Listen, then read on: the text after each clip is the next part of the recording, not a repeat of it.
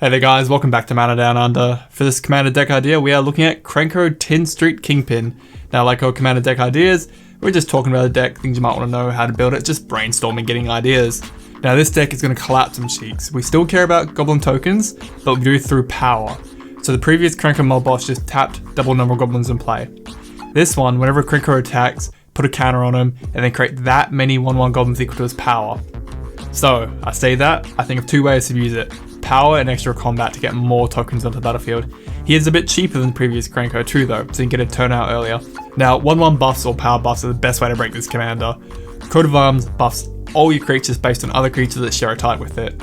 We're a pure Goblin deck, every other Goblin gets +1/+1 for each other Goblin on play. Gets out of hand very quickly, but it does work for your opponents, so be careful.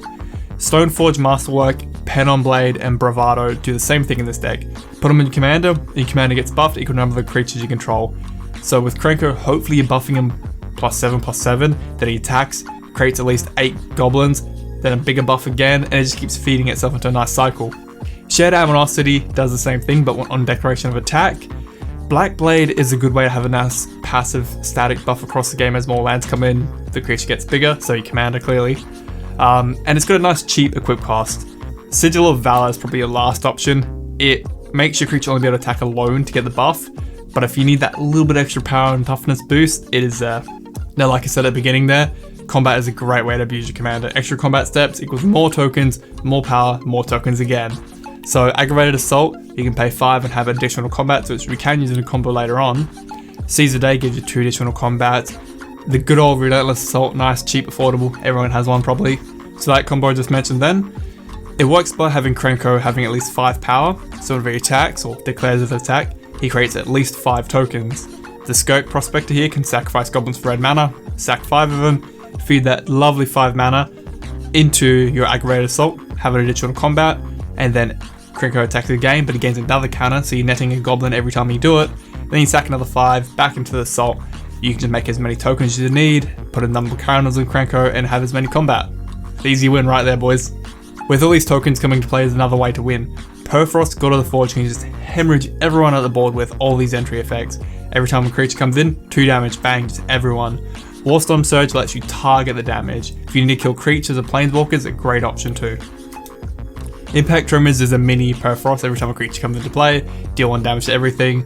Goblin Bombardment, with this great artwork and great flavor text, lets you sacrifice goblins to do damage wherever you need to, whether it be players, creatures, or planeswalkers. Gives you a bit more options there.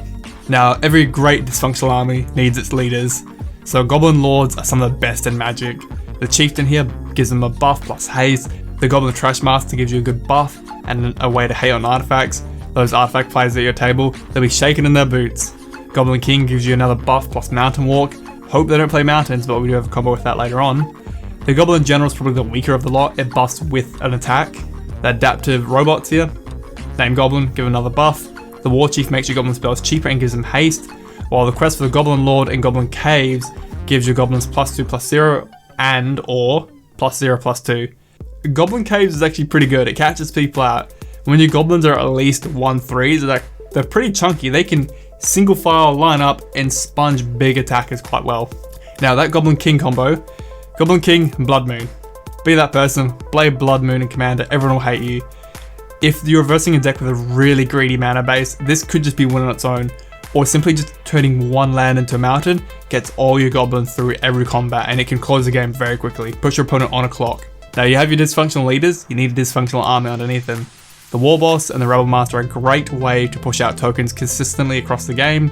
Be mindful, Rabblemaster hits harder, but it makes you have to attack with all your goblins. Siege Gang Commander and the Goblin Marshal are another great way to bring a big fatty onto the board with more goblins with it. Mini versions are the War Marshal and the Instigator, which too brings goblins along. Kiki-Jiki here can make copies of any goblins, including these ones here that bring more goblins to play for a bit more value, where the War Instigator can hit our opponent and put more goblins from our hand into play for free. But with that double strike and all those buffs from your commander and all these lord effects, that double strike can hit pretty hard. Now, if you want some real power, good old Foundry Street Denizen. Good enough for modern, good enough for here. That thing can hit like a train. Pile Driver, protection from blues an advantage, but that +2/+0 for each attacking goblin can really close the game out. Reckless one is just a big old fatty.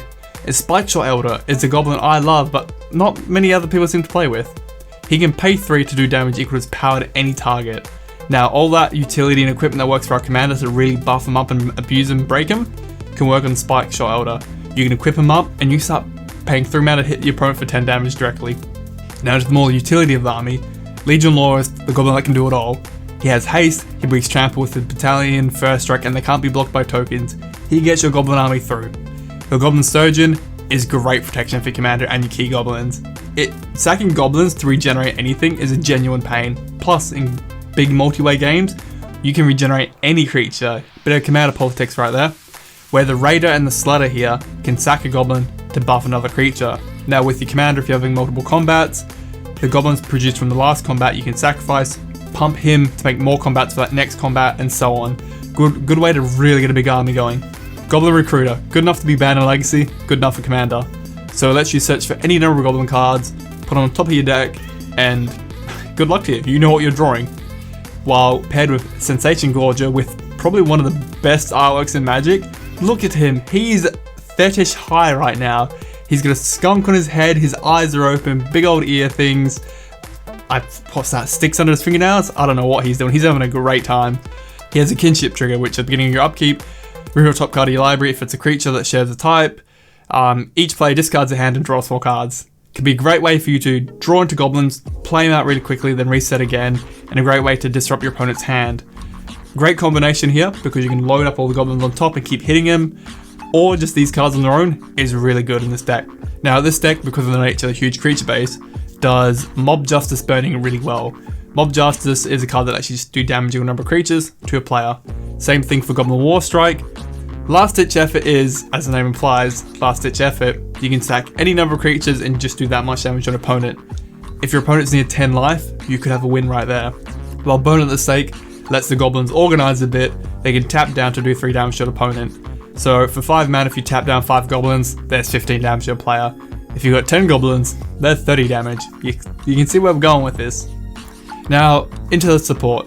The goblins need a banner to get behind. The Vanquisher's banner is another buff effect, plus when we cast a goblin we get to draw a card, but let them also have a monument or memorials. Eldrazi Monument gives them 1/1 flying indestructible with pretty much no downside. That sacrificing creature, we don't care. Where Chroma's Memorial works pretty well in the deck as well.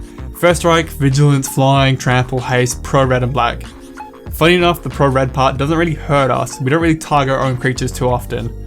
Sometimes we do, but not as much as you think. Any of these cards can really start to break our deck, especially that monument. Oh god, flying godlike goblins just flying over the battlefield. Or Helm of the Host. Any deck that relies on a creature commander a lot, this card breaks it. Having multiple Krenkos attacking each in a turn to produce multiple armies, your opponent better watch out. Draw, red struggles with greatly, we know this.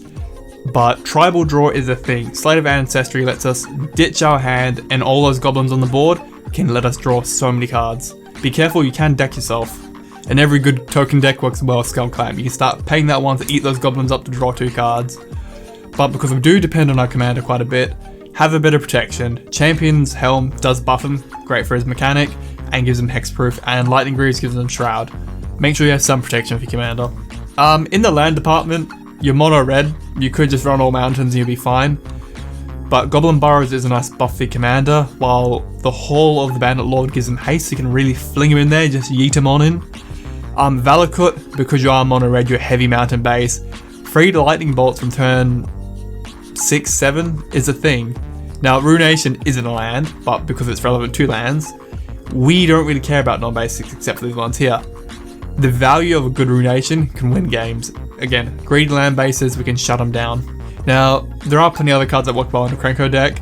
You could pretty much just take the previous Krenko deck and just switch the commanders out, and you'd probably do alright. Other things to consider, remember your red removal, red board wipe, you can take what you can get. Alter the Brood is another option in Krenko decks.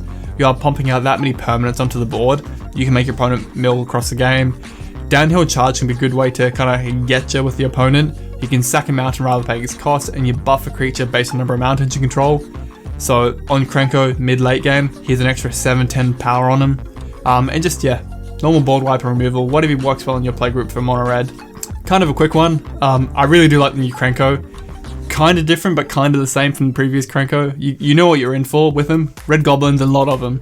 Very fun deck. I don't know. how does he compare to the previous one? I feel like he needs less protection but more support, whereas the previous Krenko, everyone knew what was going on as soon as they saw him. It's like, alright, they're gonna start doubling, quadding, 8 times in their army in that one turn. But yeah, let me know your thoughts about the new Krenko. Any ideas or anything you would recommend? It's a Goblin deck, so you could just throw Goblins in and you'll probably do okay. But yeah, let me know your thoughts down below, guys, and have a good one. See ya. Thanks for watching, guys. Please remember to like and sub and click the bell icon for notifications. It's greatly appreciated. And if you have any deck or video ideas, just suggest them down below. And have a good one, guys.